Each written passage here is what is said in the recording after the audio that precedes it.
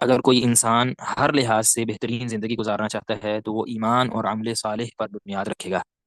جیسا کہ ہم نے پیچھے بھی یہ بات ذکر کی تھی کہ کافر ہے، بسا اوقات کسی اعتبار سے اسے بھی زندگی کی کوئی نہ کوئی خوبصورتی، اس سے فائدہ اٹھانے کا موقع مل جاتا ہے، یا خوشگوار زندگی کا کوئی نہ کوئی حصہ یا حظ وہ حاصل کر لیتا ہے. لیکن ہر اعتبار سے کسی انسان کا خوشگوار زندگی کا جو تصور ہے وہ اسی وقت ہی مکمل ہوتا ہے جب ایمان اور عمل صالح لازمی طور پر ہوں. تو اس آیت میں اللہ تعالیٰ نے ایمان اور عمل صالح، اس میں دو چیزیں ذکر فرمائیں. ایک تو خبر بھی ہے، یعنی اللہ تعالیٰ بتا رہے ہیں کہ جو ایسا کرتا ہے تو اس کو ہم پاکیزہ زندگی عطا کرتے ہیں.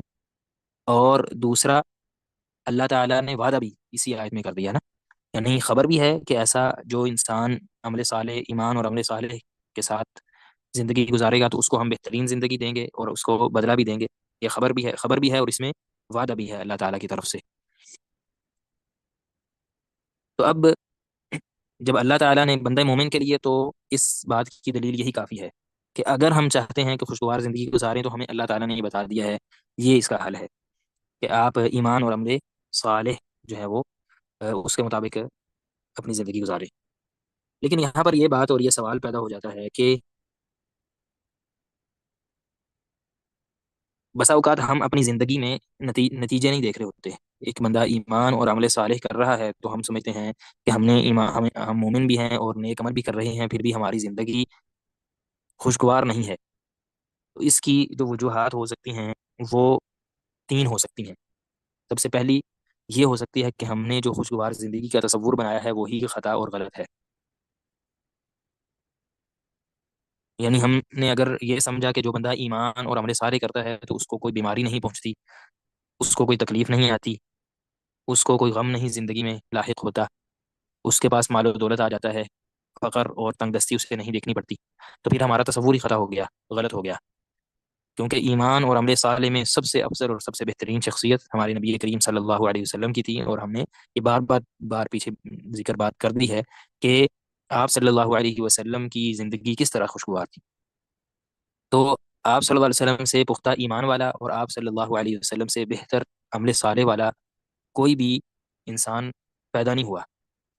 تو اگر ہمارا تصور ہی غلط ہے تو اس کا مطلب یہ ہے کہ ہم جو کہہ رہے ہیں کہ میں مومن بھی ہوں، نیک عمل بھی کر رہا ہوں، پھر بھی میری زندگی خوشگوار نہیں ہو رہی، تو ہم نے جو تصور زندگی خوشگوار کا بنایا ہوا ہے وہی غلط ہوگا. مثلا بیماری آ گئی تو آپ نے کہا ہوگا کہ میں تو ایمان بھی رکھتا ہوں اور عمل صالح بھی کر رہا ہوں، پھر بھی بیماری کیوں آ گئی.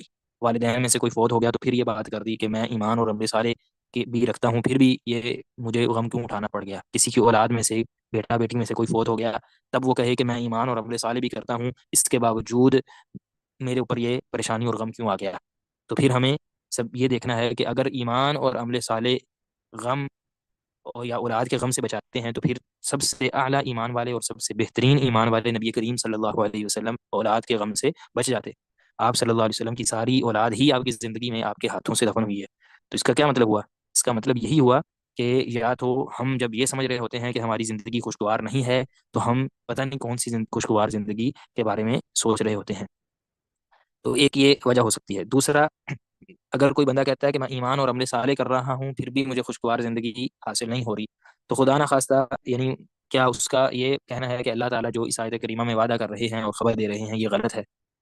تو ایک بندہ مومن تو ایسا سوچ بھی نہیں سکتا، یہ ہو ہی نہیں سکتا. یا پھر تیسری بات یہ ہو سکتی ہے کہ ہمارا ایمان اور عمل صالح وہ اس درجے، اس لیول کا نہیں ہے جو اس آیت کریمہ میں اللہ تعالیٰ نے ذکر کیا ہے اور جو مطلوب ہے.